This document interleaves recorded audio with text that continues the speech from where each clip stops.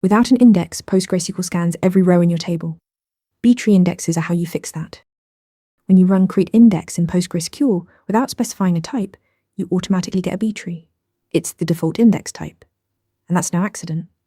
B-trees handle the vast majority of everyday query patterns reliably and efficiently. A B-tree is a self-balancing tree structure. The root sits at the top. Internal nodes divide the data into key ranges. At the bottom, leaf nodes point to the actual table rows. Because the tree stays balanced, every leaf is the same distance from the root, and all data is kept in sorted order. That sorted structure unlocks powerful query patterns. B-tree indexes excel at equality checks using equals, range queries using greater than and less than, between clauses, and order by sorting. PostgreSQL can navigate the tree directly to find exactly what it needs, without touching any unrelated rows. The performance payoff is logarithmic time, O of log n. Even with 1 million rows, PostgreSQL only needs around 20 comparisons to locate any value. Compare that to a full table scan which reads every single row.